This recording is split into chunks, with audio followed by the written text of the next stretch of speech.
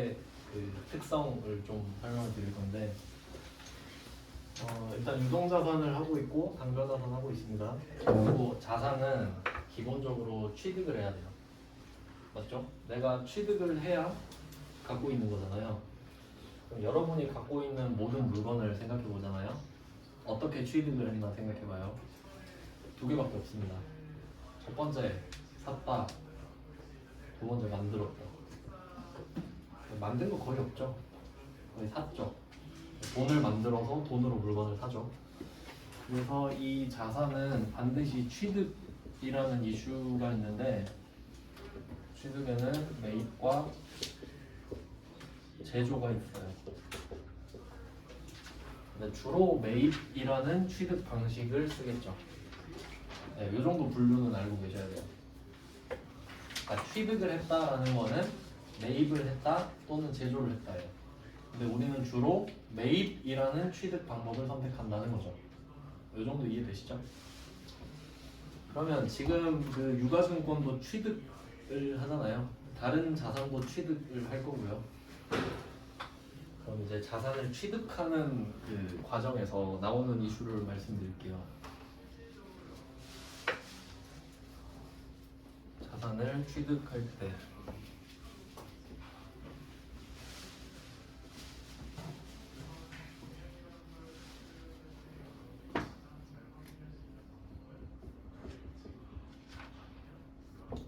자산을 취득합니다.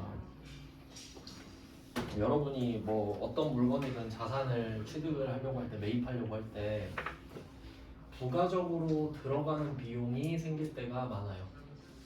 예를 들어 지금 하고 있는 주식 같은 거 살 때 그 키움증권의 영웅문 S를 쓴다 하면 주식을 살 때 공짜는 없잖아요.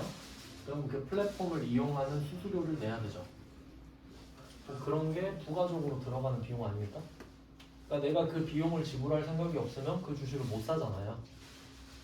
그리고 또 일반적으로 내가 인터넷으로 물건을 주문할 때 배송비가 붙는 물건에 대해서 배송비를 안 내면 그 물건을 가질 수가 없죠.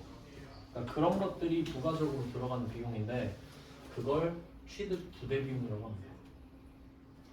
내가 특정 자산을 취득하려고 할 때 피할 수 없는 비용 있죠. 그걸 자산 취득 부대 비용이라고 하겠습니다. 그럼 그 자산 취득 부대 비용은 자산 가격에 더해요. 이게 원칙이거든요. 취득 부대 비용을 그러니까 자산을 취득하는 주제에서 취득 부대 비용이 나오면 그걸 더합니다. 이 그 원리는 재고자산에서 설명을 드릴 건데 지금은 일단 그렇구나 하시면 됩니다. 너무 복잡한 주제가 있어서 지금은 그냥 배울게요. 일단은 재고자산에서 자세히 설명해 드릴 겁니다. 그러면 이게 원칙이고요. 예외도 있는데 그 예외가 단기매매증권입니다. 그러니까 원칙은 취득 부대 비용을 자산에 더하는 건데 이게 원칙이에요. 원칙. 근데 원칙이 있으면 보통 예외도 있잖아요. 원칙과 예외 이렇게 많이 묻는데 그 좀 상황에 따라서는 예외라는 단어 대신에 허용이라고 하기도 해요. 원칙적으로는 안 되지만 너는 허용해 줄게. 예외적으로 뭐 그런 의미. 원칙이 아니다 정도 하시면 되는데 예외가 딱 한 개 있거든요. 제가 엄청 강조합니다. 유일하다고. 유일한 예외. 이렇게 해야 좀 머리 들어옵니다. 한 개밖에 없습니다. 그게 단기 매매 증권입니다.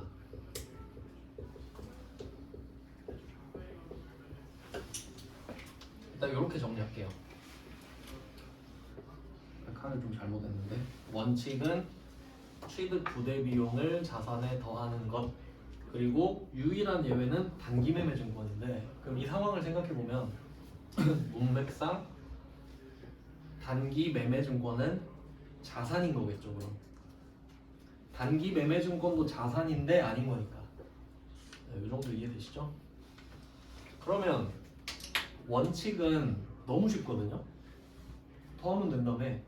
그럼 얘는 따로 회계 처리를 할 필요가 없죠. 더하면 되니까. 이름이 필요가 없잖아요. 숫자만 더하면 돼. 근데 얘는 더하진 않는 거죠. 그럼 얘는 어떻게 하냐면 다른 계정 과목을 써요. 그러니까 얘는 외워야 되는 거죠. 단기매매증권이 예외 하나밖에 없잖아요. 이 정도 외울 수 있잖아요. 얘는 수수료가, 그러니까 얘 유가증권이니까 플랫폼 수수료밖에 없거든요. 그 수수료를 900번 수수료 비용으로 회계 처리를 합니다. 그러니까 얘 둘은 세트로 외워야 되는 거죠. 유일하니까. 이렇게 정리가 됩니다.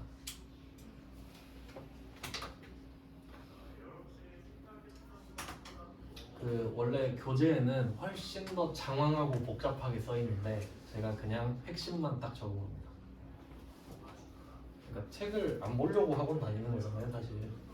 그래서 저는 이거 방법을 어떻게 선택하냐면 예외가 하나밖에 없잖아요. 이걸 이용하는 거예요. 얘가 1번. 그러니까 자산을 사잖아요. 이것만 물어봐. 너 단기매매증권이니? 네 하면 이렇게 하세요. 아니요 하면 이렇게 하시는 게 맞죠. 순서를 바꿔버리면 되죠. 이렇게 주는 게 훨씬 가성비가 좋습니다. 즉 자산은 단기매매증권이냐 아니냐로 할게요. 그럼 엄청 간단하죠. 이렇게 됩니다. 그리고 문제를 풀겠습니다. 지금 여태까지 제가 설명드린 걸 다 조합해서 한 문제를 푸는 거예요. 그러면 지금 문맥상 자산을 취득하는 이슈가 나와야 합니다. 이때 15번이랑 16번 이 두 개가 같은 문제거든요. 15번이랑 16번 똑같은 문제입니다. 두 개 연결해 주시고요. 그럼 일단 15번 문제를 보겠습니다. 당사는 우리 회사죠? 우리 회사는 주식회사 봄날의 주식. 자, 이거 해석하는 법 알려드릴게요. 우리 회사는 우리 회사인데 우리 회사 이름은 안 알려주겠죠. 당연히 안다고 전제해야 되니까. 그러면 이때 주식회사 봄날의 주식이란 말을 했잖아요. 그럼 이때 봄날은 우리 회사는 아닌 거죠. 이 정도 이해되시죠? 그러니까 이게 회계 배울 때 어려워하는 이유가 독해력 때문인데 이게 처음에는 이렇게 다 해석하는 연습할게요. 그러면 남의 주식을 샀다가 포인트죠. 그럼 아 이것은 소유권이다. 그리고 액면가 보세요. 액면가 5,000원 있죠. 그러면 제가 아까 삼성전자 액면가 말씀드린 거 기억나요? 얼마라고 했는지 기억나요? 얼마죠? 100원이죠. 그러면 여러분 지금 100원에 삼성전자 주식 살 수 있어요? 못 사죠. 그럼 내가 지금 주식을 사고 있죠 지금? 그럼 액면가 의미가 있을까요? 없지. 이렇게 응용을 해야 된다고요. 맞아요? 그러니까 액면가 보면 삼성전자 액면가 100원 이거 떠올렸다. 그럼 내가 100원 어쩌라고 못 사잖아요. 그럼 액면가 X. 삼성전자 주식 지금 살려면 55,500원 내야 돼요. 맞죠?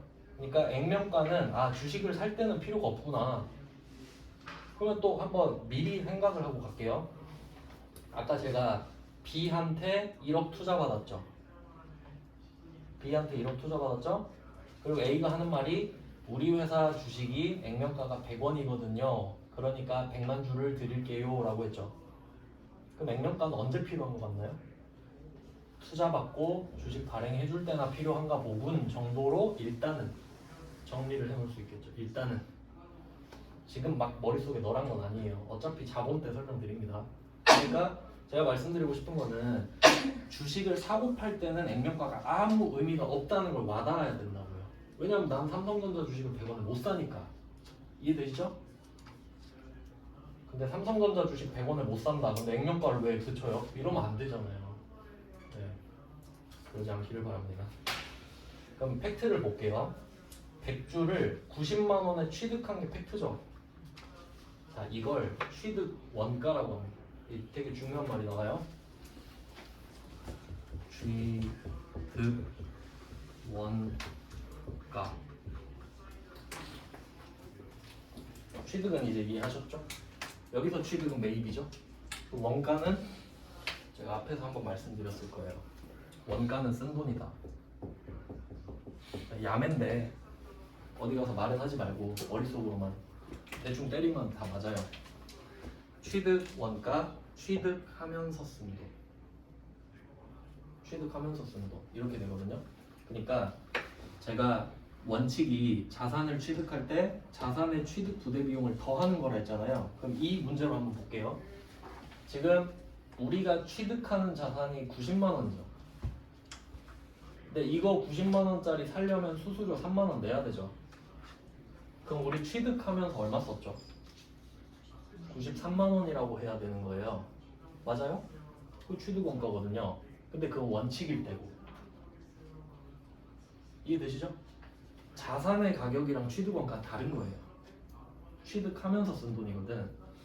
그러니까 자산의 가격은 90, 취득 원가는 93만 원 이렇게 되죠? 근데 그건 원칙일 때고 예외잖아요? 얘는 분리한다 이거지. 그러면 여기서 중요한 거는 단기 매매 증권이냐 아니냐잖아요.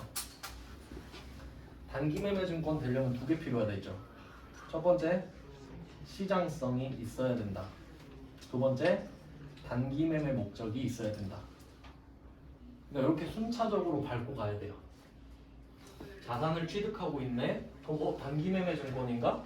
단기 매매 증권이 되려면 두 개가 필요했는데 이렇게 가야죠. 자, 볼게요. 첫 번째 힌트, 시장성이 있다 표시해야겠죠. 시장성이 있다 표시하고 1번.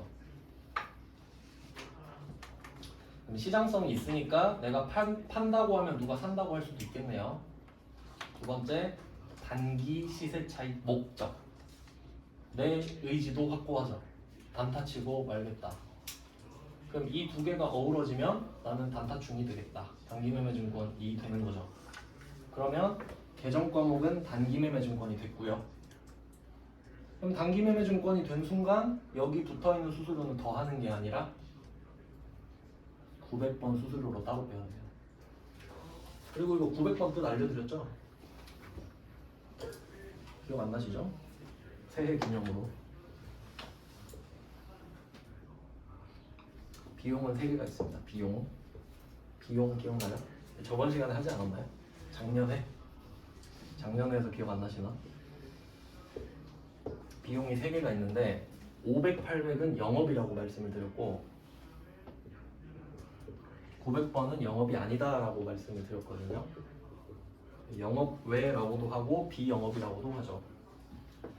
그래서 900번은 영업 외 비용과 수익을 나타낼 때 쓰는 거예요. 수익도 있기 때문에. 500은 제조 원가. 그러니까 500번은 제조를 할 때 쓴 돈만 500번. 근데 지금 뭐 제조하는 거 아니죠? 800번은 판매 관리비라고 말씀드렸거든요. 판매비와 관리비, 판관비. 그러면 만들어진 물건을 관리하거나 판매할 때 돈을 쓴 건데 전혀 아니잖아요.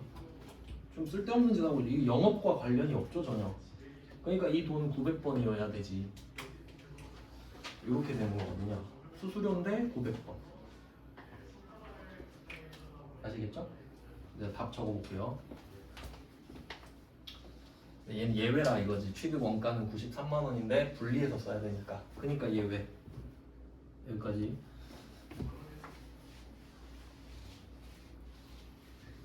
자, 그러면 차변에 단기 매매증권을 씁니다.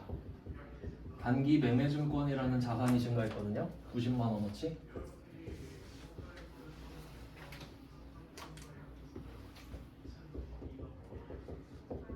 자산 증가.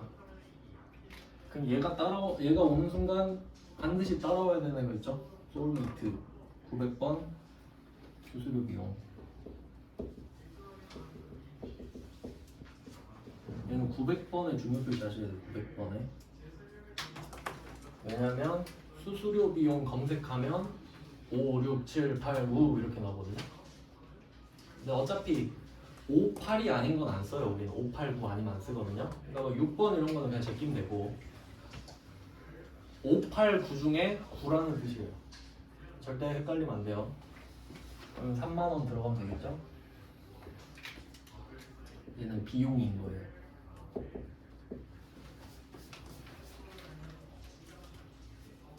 근데 처음 배울 때는 이게 원칙 같아요.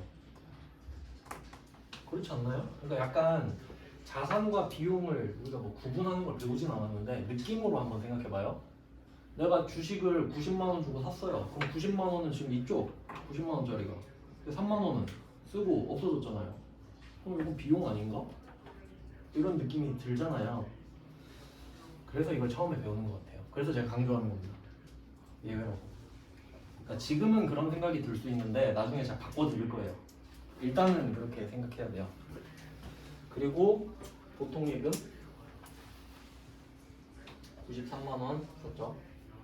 그 주식 계좌 있잖아요. 주식 전용 계좌에서 입금했겠지. 그걸 보통 예금이라고 하는데 그 우리가 말하는 입출금 통장이나 뭐 별 특징 없는 애들은 다 보통 예금입니다. 지금 당장 출금이 가능한.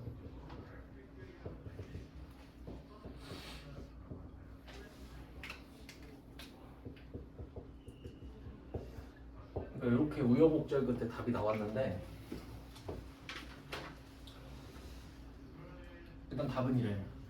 그리고 좀 더 부연 설명을 하면 아까 제가 매도 가능 증권은 번호 2개 있다 그랬죠. 매도 가능 증권은 숫자 큰 거, 숫자 작은 거 있다. 그럼 단기 매매 증권은요? 이름 보세요. 이름에 단기 써있죠. 의지가 너무 확실하잖아요. 얘는 하나밖에 없어요. 작은 거 하나밖에. 그러니까 이건 제가 설명 자체를 안 하는 겁니다. 그리고 또 이렇게 생각할 수 있죠. 제 친구 얘기해 드릴게요. 제 친구가 비트코인 7,000원에 들어갔는데 지금 마이너스 4,000원이면 그래요. 그래서 뭐 맨날 그랜저 한 대 뽑았다 그러거든요. 사자마자 패치했다고. 그냥 얘 입장에서는 뭔 얘기를 했지? 지금 얘는 단타 치려고 비트코인을 산 거예요. 테슬라로 좀 먹었었거든요. 근데 지금 4천만 원이 떨어졌는데 못 팔죠. 근데 마음만은 어때요? 본전 올라가면 바로 팔아야 이 생각하고 있죠. 그러면 10년이 걸려도 단기예요. 왜냐면 제가 그 계정 과목 있죠? 이게 Y에 대한 대답이라 그랬잖아요. Y. 너 그거 왜 갖고 있어? 나 빨리 팔고 싶어. 이게 대답 아닌가요? 그러니까 10년을 갖고 있는데 어쩔 수 없이 10년을 갖고 있는 거는 그래도 단기예요. 이해되시죠? 근데 떨어지면 내 목적이 아니지. 난 도저히 손절을 못 치겠는걸? 그러면 계속 단기예요. 10년이 지나도 20년이 지나도. 제 친구가 아마 그럴 것 같아요. 뭐 그런 상황입니다. 그래서 얘는 실제로 내가 10년 갖고 있어도 숫자 큰 게 없는 거예요. 비유동이 존재할 수가 없는 거예요. 그러면 만기 보유 증권 아까 말씀드렸잖아요. 만기는 끝까지라 그랬죠. 근데 끝까지는 내년까지일 수도 있고 그 뒤일 수도 있죠. 그럼 또 2개가 나뉘겠지. 이 정도로 생각을 할 줄 아셔야 된다는 거지. 상식에 기반한 거기 때문에 그러니까 이게 우리가 없는 걸 지어내서 하는 게 아니잖아요. 그러니까 실제로 있는 일을 그렇겠구나라고 생각하는 거죠 지금. 뭐 그런 게 있어요. 나올 때 자세히 설명해 드릴게요. 일단 단기니까 이거에 대한 걱정은 안 하셔도 돼요. 단기는 하나밖에 없기 때문에. 자 그러면 답을 찾았죠? 그 다음에 16번. 자 16번은 그냥 눈으로 볼게요. 단기 매매 차익 목적 바로 나오죠. 아까 2번이었는데 이게 단기 매매 차익 목적. 그 다음 두 번째 상장 회사 나오죠. 끝났네요. 얘는 단기 매매 증권이죠. 그러니까 왜 제가 두 문제를 넣냐면 패러프레이징이 되니까. 그러니까 똑같이 말하진 않잖아요. 상장되어 있다, 시장성이 있다 이런 식으로 돌려 말하죠. 그러니까 최대한 여러분이 이 자료만 보고 좀 공부를 하실 수 있게 넣어놓은 거예요. 한 문제만 떨렁 놓으면 상장 나왔는데 상장을 몰라버릴 수 있잖아요. 뭐 그런 취지에서 넣었습니다. 그래서 문제가 좀 많아요. 근데 15번과 16번이 같다라는 건 아셔야 되죠. 같은 문제잖아요. 그럼 그냥 굳이 답을 써볼 필요는 없겠네 정도. 그리고 16번은 매입 수수료라는 말이 나오잖아요. 이게 취득 부대 비용이죠. 크게 보면. 근데 얘를 영업 외 비용으로 처리할 것이라고 되어 있잖아요. 그럼 항상 뒤에 괄호가 나오잖아요. 이거 나오면 항상 여러분이 판단을 적으셔야 됩니다. 이 괄호가 반드시 필요한지 필요 없는 건지 그 판단할 줄 알아야 돼요. 이 말이 필요할까 생각해 볼게요. 필요 없습니다. 이거 단기매매증권이죠. 단기매매증권 취득 부대 비용은 영업의 비용으로 한다고 말씀드렸죠. 그럼 이 말이 없으면 답이 900번이 아닌가요? 아니잖아. 그러니까 16번은 과잉친절. 그러니까 저 같은 경우는 이 그 필요 없는 문구 있잖아요. 이건 끄어놓으라고 말씀드립니다. 안 보이게 끄지 말고 그냥 한 줄만 쭉 끄어요. 그러니까 이게 이 말은 없어도 된다라는 약속이에요. 그럼 나중에는 반드시 이건 있어야 돼요 라고 하는 거 있죠. 그건 다르게 표시하셔야 되지. 처음은 여러분 잘 모르시니까 그냥 제가 시키는 대로 하고 2회독 때 되면 아 걔가 그래서 그 말을 했구나 일 때가 오겠죠. 2회독 때가 된다면요. 과연. 네, 그래서 포맷을 딱 비교해 보면은 15번과 16번은 같은 문제인데 액면가 둘 다 필요 없겠죠. 둘 다 단기매매증권이고 둘 다 900번 수수료 비용이겠죠. 이렇게 알면 된다 이거예요. 그러면 이제 문제를 바꿔볼게요. 15번 문제가 시장성이 있으며잖아요. it이라는 글자를 up으로 바꿀게요. 딱 한 글자 바꿨죠. 시장성이 없으며로 바꿀게요. 시장성 없고요. 하지만 빨리 팔고 싶은 걸요. 이 말을 하고 있어요. 그러면 우리가 아유 안타깝게도 단기 매매는 힘들겠네요 라고 말하겠죠. 시장성이 없으니까요. 그러면 매도 가능 증권으로 가세요 라고 하겠죠. 근데 또 물어봐요 상대방이. 매도 가능 증권이 두 개인데 어떡해요? 이러겠죠. 그럼 지금 당신은 시장성이 없지만 마음만은 빨리 팔고 싶잖아요? 맞다 그러겠죠? 그럼 유동 매도 가능 증권을 고르세요 라고 하는 거예요. 맞아요? 그냥 아 그렇겠구나 라고 생각하시면 되거든요. 그리고 한 가지 더. 매도 가능 증권은 원칙인가요? 예외인가요? 정답은 예외가 아니라죠? 예외가 아니면 원칙 아닌가요? 그럼 수수료를 어떡하죠? 더해요. 한 글자 바꾸면 있다를 없다로 바꿨잖아요. 그럼 답이 매도 가능 증권으로 바뀌죠.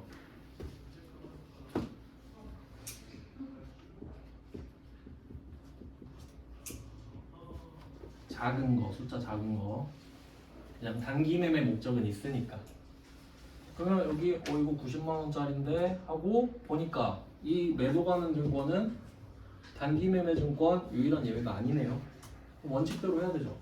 1번, 2번 이렇게 간다 했잖아요. 그럼 얘는 3만 원을 더 해요. 이게 원칙이니까. 한 글자로 답이 싹 바뀌잖아요. 이걸 주의하자. 확실하지 않습니까? 이건 뭐, 이거 내용 진짜 복잡하네. 딱 들면 이런 거 낼 수 있겠죠. 그러니까 얘는 it이라는 글자를 up으로 바꿨을 때 답이죠. 그러면 이건 그대로 냅두고 시장성이 있으면 냅둘게요. 시장성이 있으면 냅두고 단기 시세 차익 목적에서 단자를 장으로 바꿀게요. 단을 장으로 바꿀게요. 한 글자.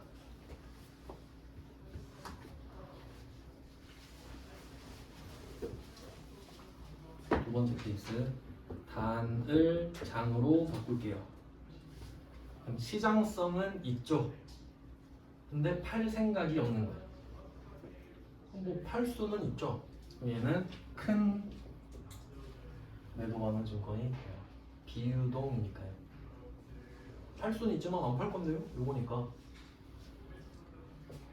그러니까 지금 제가 이거를 쓰는 게 외우라고 쓰는 게 아닙니다. 이거 한번 해놓잖아요. 뒤로 가면 다 똑같아요. 이름만 바뀌고 계속 똑같다고. 그니까 되게 꼼꼼하게 알려드리는 겁니다. 네, 힘들게 하려고 하는 게 아니라 처음에 잘해놔야 나중에 꿀을 빨 수 있거든요. 네, 이렇게 해서 단기 매매 증권 취득과 함께 매도 가능 취득까지 함께 봤습니다. 뒤에 매도 가능 증권 취득은 또 나오는데 그때는 단기매매증권 취득할 때 했죠 하고 넘어갈 겁니다. 시간이 엄청 많진 않아서. 자, 그러면 단기매매증권 취득을 한번 해봤고 이제 그 뒤에 상황을 한번 볼게요.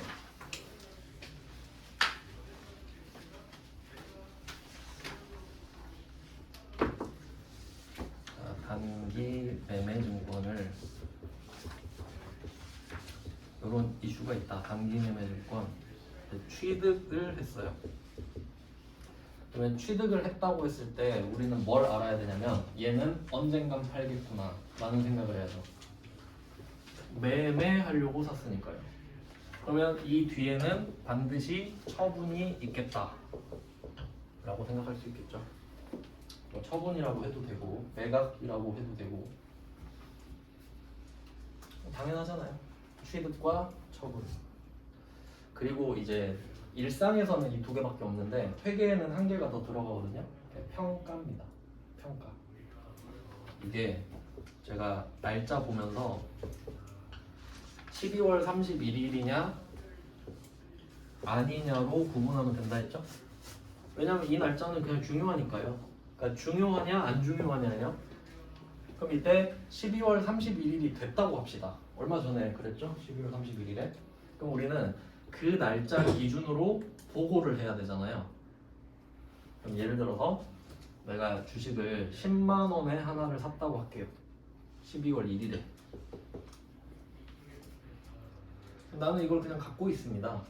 내가 지금 뭐 급하게 팔 생각은 없어요. 그럼 그냥 10만 원 이러고 주식창 안 보고 있다고 할게요. 근데 이렇게 지내다가 12월 31일이 오잖아요.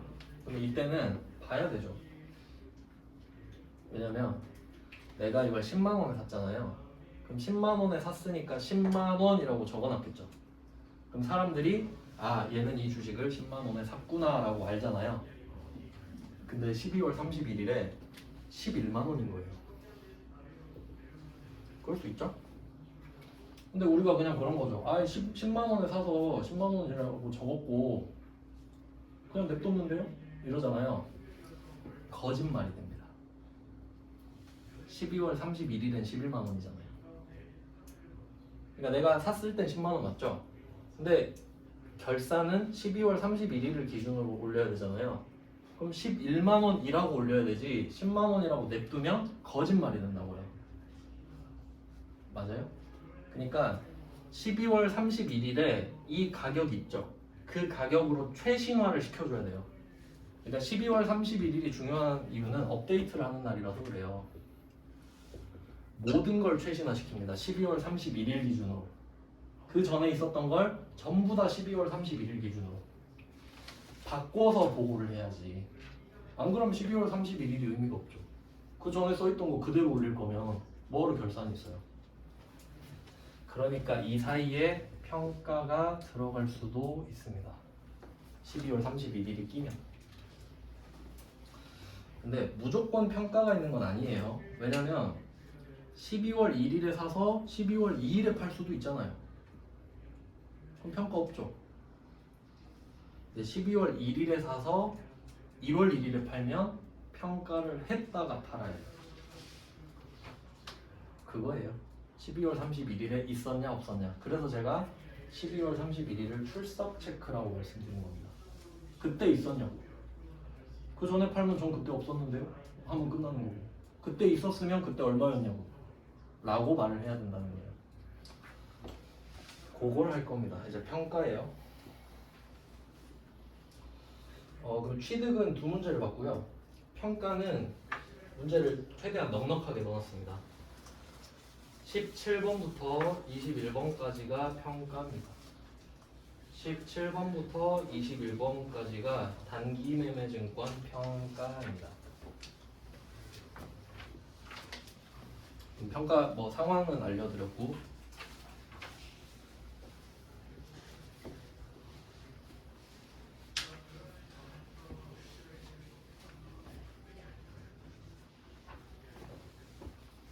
평가를 하기 전에 오늘은 장부금액이라는 개념을 설명드리고 끝낼 겁니다. 장부금액 엄청 중요한 겁니다.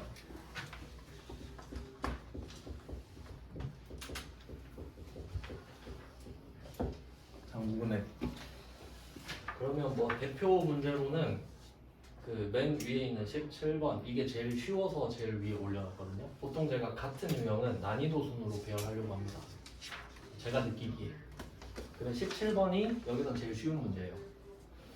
그러면 여기서 포인트를 한번 짚어보면은 단기 매매 차익 목적이라고 합니다.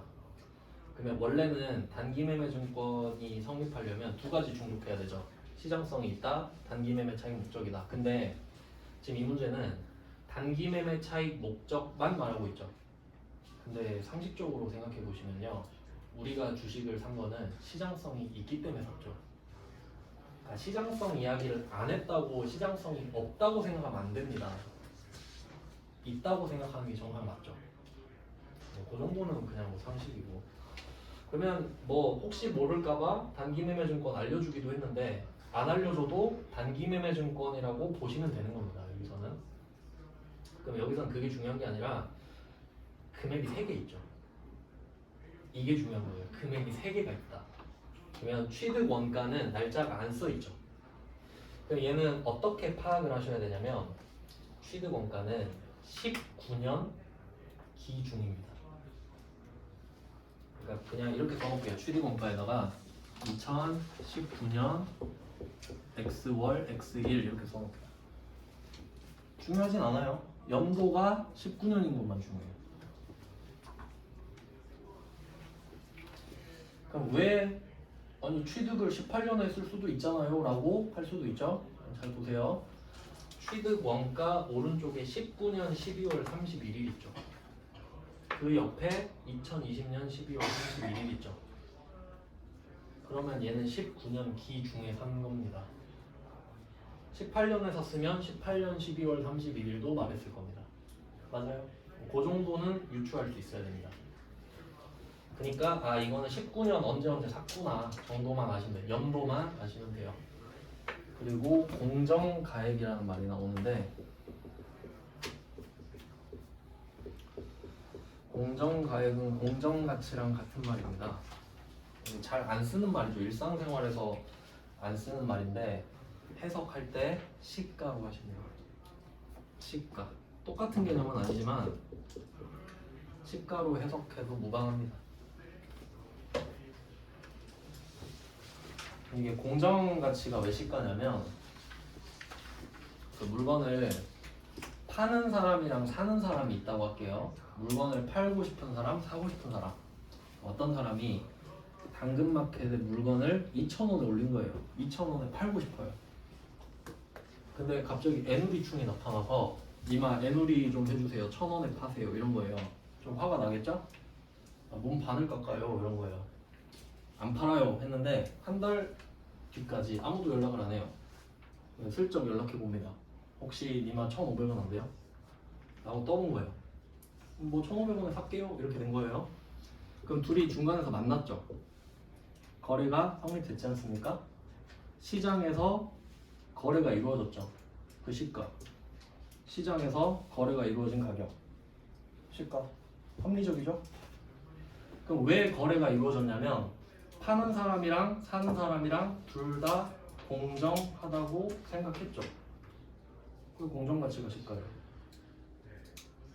한번 설명드렸으니까 이제 공정가치는 시가예요. 그냥 공정가치는 시가구나 하시면 돼요.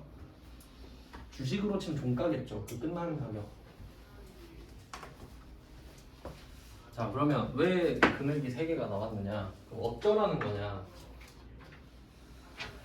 요거는 다음에 설명드려야 될 것 같은데 일단 얘는 그렇습니다. 1,500만 원에 샀었죠. 그럼 이 1,500만 원의 의미를 생각해 볼게요.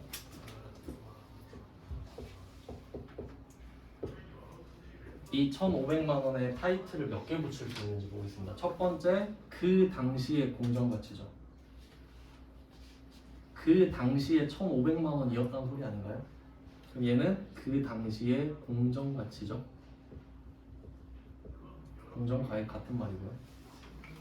그러면 1,500만 원이 그때 시가였으니까 내가 1,500만 원을 주고 산 거죠.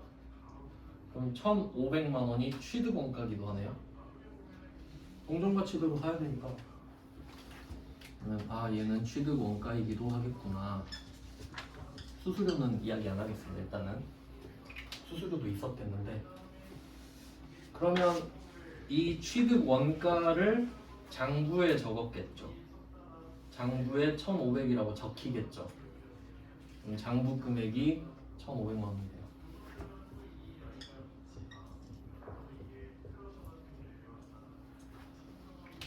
일단 요것부터 이해를 해보자. 이해되시나요? 그 당시에 1,500만 원 시세였으니까 내가 1,500만 원 주고 샀고 그걸 장부에 적었다. 까지 됐죠? 자, 그러면 이때 이 공정가치, 그러니까 그때 당시 공정가치 취득원가는 안 변합니다. 절대로 안 변해요. 기록을 해버렸잖아요. 난 그때 1,500원에 1,500만 원에 샀다. 끝. 그리고 여러분이 주식을 사면 당연히 내 뇌리에 박히죠. 나 얼마에 샀다고, 얼마에 들어갔다고. 근데 장부 금액은 바뀌어요. 자, 그럼 장부 금액이 이때 당시에 1,500이었죠? 자, 이제 시간이 흘렀어요. 2019년 12월 31일이 됐습니다. 같은 연도네요. 그럼 내가 샀을 땐 1,500이었거든요. 근데 지금 보니까, 보고 하려고 보니까 1,400이네.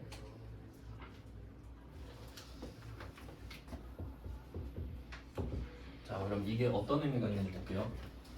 내가 처음에 1,500에 샀어요. 그러면 그 회계 처리하는 거 분계라고 하는데, 저널라이즈 영어로 하면은, 그럼 그 기록하는 내용을 1,500 이렇게 적었잖아요. 그러면 플러스 1,500이란 뜻입니다. 맞죠? 플러스 1,500을 해서 그 결과가 잔액으로 1,500이 남아있는 상황이에요. 여기까지 됐죠? 1,500을 더해서 잔액이 1,500인 상황. 그러면 1,500으로 잔액이 쭉 가고 있겠죠? 근데 잔액을 1,400으로 만들래. 그럼 어떻게 해야 되냐? 이미 1,500이라고 써있죠 지금?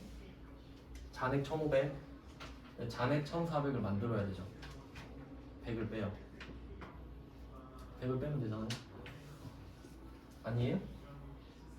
잔액 1,500이니까 여기서 100을 빼. 그럼 1,400이 되잖아요. 지금 1,400을 더하라는 이야기가 아니죠. 1,400으로 만들어라 이 말이죠. 그러니까 이 사이에 뭐 할 거냐 이거지.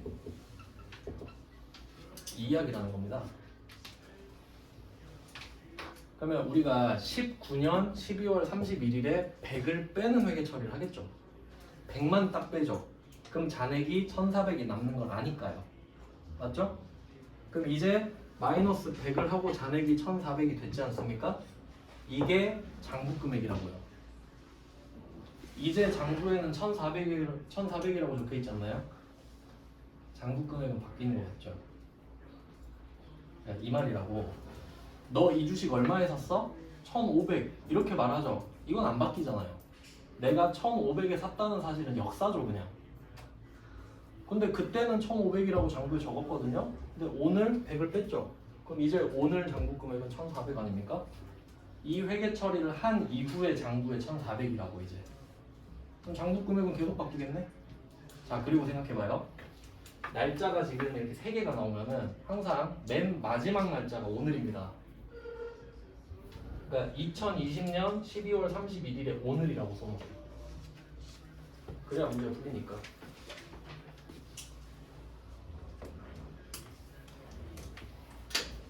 자, 그럼 여기까지 이해되셨죠? 오늘은 2020년 12월 31일입니다. 그러면 우리가 지금 장부를 꺼내봤어요. 장부에 얼마라고 써있나요? 1,400만 원이라고 써있죠? 맞죠? 그럼 우리는 오늘 뭐 해야 될까요?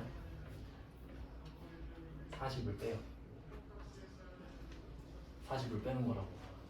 혹시 140을 빼고 싶으신가요? 아니죠. 그럼 왜 숫자를 3개 줬는지 이제 눈치를 채야 됩니다. 취득 원가는 필요가 없구나 라는 걸 아셔야 되지. 지금은 필요 없잖아요. 지금 내가 1,500에 산 게 중요합니까? 장부에 얼마가 써있는지가 중요한 거 아니에요? 왜냐면 나는 장부 잔액을 1,360으로 만들고 싶잖아요. 그럼 지금 잔액이 얼마인지가 궁금한 거 아니에요? 그럼 나는 1400으로 바꿔놓은 게 팩트죠. 그건 그때 했겠지. 그때 거 1년 전 걸 지금 해라고 하진 않겠지. 그건 해놨다는 전제 하에. 이해되세요? 그러니까 여기서 장부금액 개념 몰라버리면 그럼 뭘 하는지 모르는 거예요. 이해되십니까? 요거 구분하셔야 돼요. 그러면 답을 적고 끝내겠습니다. 우리가 단기매매증권을 취득했을 때는 차변의 증가했잖아요. 근데 지금은 40만 원이 감소해야 되죠. 그러면 단기매매증권이 대변으로 사라지겠죠. 그리고 복식부기를 하는 이유가 나옵니다. 이게 진짜 중요한 건데 이제 슬슬 좀 웃기실 거예요. 자, 대변에 단기매매증권을 썼다는 거는 단기매매증권이라는 자산이 감소했다는 뜻입니다. 맞죠? 자산이기 때문이에요. 그럼 만약에 이것만 적잖아요? 그럼 사람들이 모르잖아. 단기매매증권 40만 원이 왜 없어졌냐? 판 거냐? 가격이 떨어진 거냐? 알 수 없죠. 그럼 이걸 어떻게 하냐면 차변에 보통예금이라고 써 있으면 판 거죠. 가격이 높든 낮든 상관없지 그건. 1원이라도 들어왔으면 아 팔았구나 라고 생각하는 게 맞죠? 근데 차변에 뭔진 모르겠는데 비용이 써 있는 거예요. 그럼 아 주식 가격 떨어졌구나 이렇게 생각하는 거죠. 맞아요? 그러니까 두 개를 쓰는 이유가 있잖아요. 원인과 결과를 설명해 주니까 상세 설명을 해주는 겁니다. 대충 뭐 그런 느낌인데 얘는 비용인 건 아시겠죠? 그럼 자산 꼬라 박았으니까 이름이 뭐냐? 단기매매증권을 평가했죠. 평가했는데 손실이 났어요. 그게 이름이에요. 이름 좀 길어요. 단기매매증권 평가 손실. 요게 답입니다.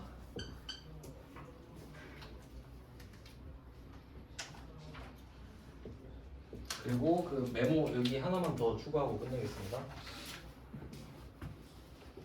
네, 평가 손실이잖아요. 요건 내일 자세히 다시 설명드릴 건데 일단 이 비용도 예외입니다. 예외라고만 써놓을게요. 원칙은 내일 알려드릴게요. 예외라고 써놓겠습니다. 그러니까 단기매매증권은 예외예요. 다. 취득도 예외, 평가도 예외. 일단 여기까지 해놓고 오늘 여기까지. 고생하셨습니다.